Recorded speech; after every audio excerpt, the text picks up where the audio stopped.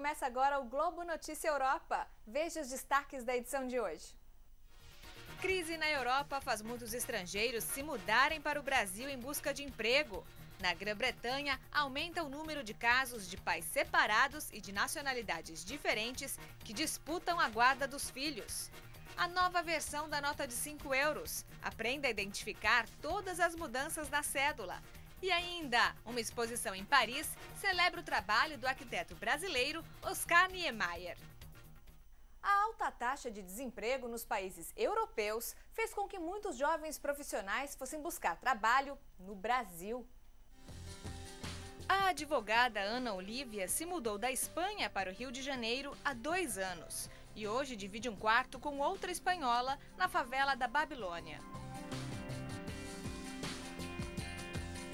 Para os brasileiros, isso pode soar incomum, mas para ela, trata-se da busca por uma vida melhor. Brasil agora mesmo é na porta aberta, não? O Brasil nos recebeu de portas abertas. Temos chance de trabalho. Aqui é muito melhor do que ficar na Espanha sem emprego e deprimida na casa dos meus pais, diz ela. Em tu país como deprimido, sem trabalho, em casa de tus padres. Muitos dos novos imigrantes vêm de Portugal, atraídos por oportunidades e pela facilidade com o idioma. Acho que com a crise que está sentida na Europa e principalmente em Portugal, a maior parte dos jovens está vindo para aqui porque, além de ser fácil, a língua ser a mesma, de estarmos cada vez mais portugueses cá, torna-se cada vez mais fácil vir para aqui e há trabalho e somos bem remunerados. Até porque a gente não tem perspectiva ainda de voltar, né? Então não é como pensar, são 2 anos, a gente aguenta e volta. A gente não sabe quando vai melhorar, a gente não sabe quando vai conseguir voltar. E aí fica mais difícil. Sim. Se calhar procurar emprego cá e se tiver uma boa oportunidade de emprego cá, se calhar arriscar vir para cá uns anos e quando Portugal melhorar, aí volto. O número de estrangeiros trabalhando no Brasil aumentou 70% entre 2009 e 2012.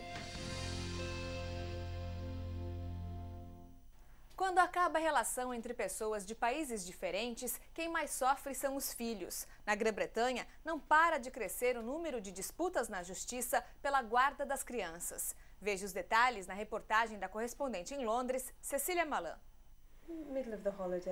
A britânica Naomi Button não vê a filha há 2 anos. A pequena Elsa tinha 4 quando foi levada pelo próprio pai, Tamir. Ele não aceitava o pedido de divórcio feito pela mulher. E durante uma semana de férias no Egito, país de origem dele, Tamir fugiu com a filha. Naomi lançou uma campanha online para trazer Elsa de volta para casa na Grã-Bretanha.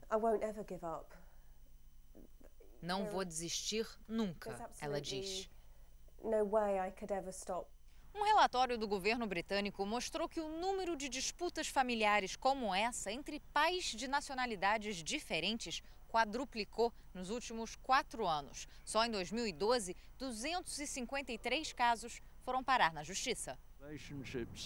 Para um dos responsáveis pelo levantamento, é preciso aumentar a cooperação entre os sistemas legais dos países. Segundo o estudo, a Polônia é o país com maior número de disputas familiares internacionais, seguida pelo Paquistão e pela Espanha. Um desgaste emocional para os pais e um pesadelo com graves sequelas para os filhos. O parto natural é muitas vezes associado à dor. Em Londres, os médicos estão testando um novo método que promete diminuir o sofrimento na hora de dar à luz. A hipnoterapia pré-natal é uma técnica de relaxamento recomendada para gestantes a partir da 28ª semana de gravidez.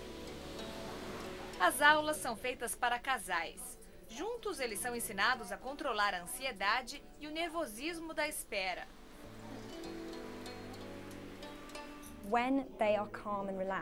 Essa instrutora garante que quanto mais a mulher se mantiver calma e livre de estresse, menos doloroso será o parto. Isso porque quando a mãe está assustada e tensa, a adrenalina entra em ação e pode atrapalhar as contrações. Emma está na 38ª semana e garante que a hipnoterapia a deixou mais tranquila e preparada para o grande momento. 2 hospitais de Londres adotaram a hipnoterapia pré-natal em fase de testes. Até agora, a técnica ajudou mais de 100 mil mulheres na Grã-Bretanha. O governo britânico está financiando essa experiência por meio do NHS, o Serviço Público de Saúde, e deve apresentar um balanço do programa até junho deste ano. A primeira mulher a passar por um transplante de útero está grávida de quase 2 meses. E na última semana, os médicos conseguiram ouvir os batimentos cardíacos do bebê. A turca Déria Sert, de 22 anos, pensava que jamais conseguiria ser mãe. Agora, curte cada momento com o bebê, mesmo que por enquanto o contato seja apenas pela telinha do ultrassom. Déria nasceu sem o útero e em agosto de 2011 se tornou a primeira mulher do mundo a receber um transplante do órgão. Desde então, passou a fazer fertilização in vitro. No mês passado, descobriu que estava grávida. Ser mãe é um sonho para mim. O sofrimento e a dor por que passei valeram a pena, diz ela. 1 em cada 5 mil mulheres nasce sem útero. Para todas elas, Déria é um símbolo de esperança. O Papa Emérito Bento XVI voltou ao Vaticano para morar em um convento restaurado. Desde que renunciou no fim de fevereiro, Bento XVI estava morando na residência papal de verão em Castel Gandolfo. A estadia era temporária. O Papa Emérito, de 86 anos, aguardava a finalização da reforma deste convento para se mudar para o Vaticano. No prédio, agora há uma capela, uma biblioteca, quartos para os assessores e um quarto para o irmão mais velho de Bento, George, um monsenhor. A nova moradia tem vista para a cúpula da Basílica de São Pedro e fica bem próxima da residência do atual líder da Igreja Católica. A presença simultânea de um papa e do antecessor é uma situação inusitada para a Igreja. Mas especialistas dizem que isso só causaria problemas caso Bento XVI tentasse influenciar as decisões do Papa Francisco. Mas isso, o Papa Emérito prometeu não fazer. Atenção, adolescentes! Em Portugal já está em vigor a nova lei que limita o consumo de bebidas alcoólicas. Os menores de 16 anos, que antes podiam comprar cervejas e vinhos, agora não podem tomar nada com álcool em público. Já quem tem entre 16 e 18 fica proibido de comprar bebidas destiladas, como uísque e vodka. A restrição dividiu a opinião dos jovens.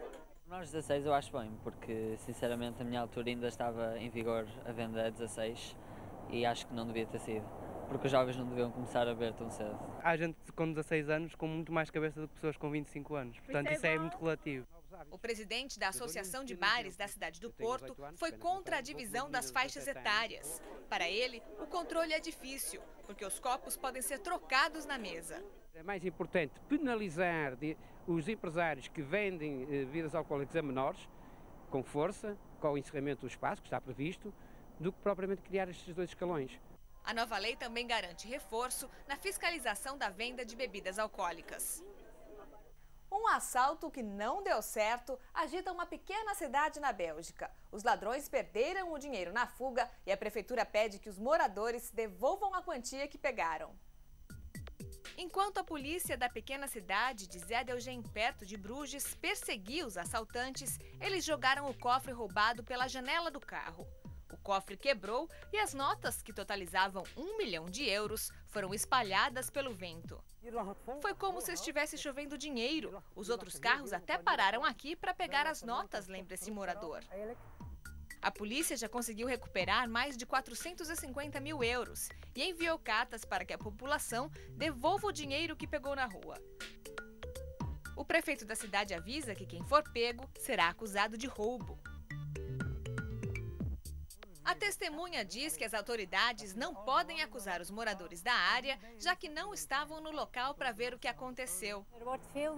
Esta mulher não acha certo a polícia se preocupar mais com as pessoas que pegaram o dinheiro da rua do que com os ladrões que roubaram o cofre.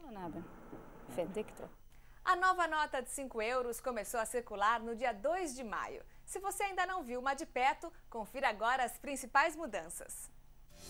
As diferenças mais marcantes estão nas características de segurança. Nos cantos esquerdo e direito da nova cédula, é possível sentir várias pequenas linhas impressas em relevo. Os desenhos foram levemente modificados. A marca d'água tem um retrato da Europa, não o continente, mas a personagem da mitologia grega. Esse mesmo rosto também pode ser visto no holograma que fica no canto direito da nota.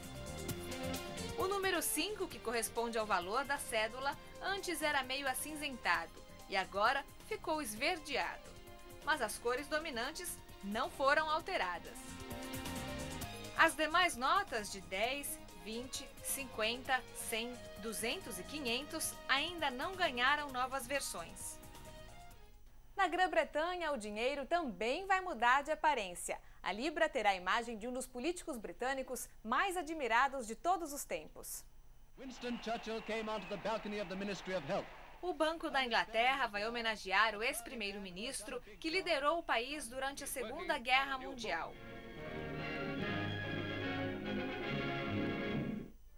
O rosto de Winston Churchill e a famosa frase dele, "Não tenho nada a oferecer, senão sangue, trabalho, lágrimas e suor", devem estampar as notas de 5 libras a partir de 2016. Um restaurante espanhol acaba de ser eleito o melhor do mundo pela revista britânica Restaurant. Nós separamos algumas imagens para você ter um gostinho do que é possível comer neste paraíso gastronômico.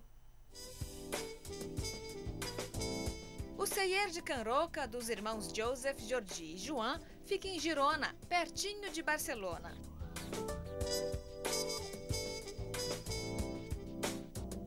Cada sócio tem uma especialidade. Um cuida dos vinhos, outro das sobremesas e o outro dos pratos principais. O chefe Joan dá uma dica para quem quiser visitar a casa. Temos um menu com 11 pratos principais, 3 sobremesas e 30 petiscos diferentes que podem fazer o cliente viajar pela essência da cozinha espanhola, diz ele. Lo que poderíamos dizer que é a essência da cozinha de vanguardia em Espanha. O restaurante tem 3 estrelas no internacionalmente reconhecido Guia Michelin. E conquistou o primeiro lugar numa lista que reúne, na opinião dos críticos, os 50 melhores estabelecimentos do mundo.